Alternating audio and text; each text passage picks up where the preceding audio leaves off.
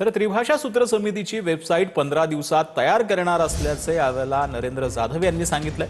2 प्रश्नावली तयार करून लोकांकडून माहिती घेणार असल्याचं देखील नरेंद्र जाधव यांनी म्हटलेलं आहे। लोकांना मत मांडण्यासाठी वेबसाईट तयार केली जाणार असल्याची माहिती त्रिभाषा समितीचे अध्यक्ष डॉक्टर नरेंद्र जाधव यांनी दिली।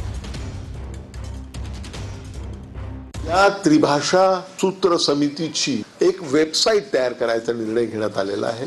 दुसरा निर्णय जो घेण्यात आलेला आहे तो म्हणजे एक स्पेशल लिंक एस्टॅब्लिश करण्यात आलेली आहे। उद्दिष्ट असं आहे की लोकांना, सर्वसामान्य नागरिकांना, पालकांना, विद्यार्थ्यांना त्यांची मतं मांडता यावीत यासाठी ती एक वेबसाईट आणि ही लिंक निर्माण करण्यात आलेली आहे। मला वाटतं आहे 2 प्रश्नावली तयार करायचं काम सुरू केलेलं आहे। एक प्रश्नावली आहे ते सर्वांसाठी आहे, आम जनतेसाठी आहे, मल्टिपल चॉईस टाईप। तर त्याचं फॉर्म्युलेशन आम्ही करतो आहोत।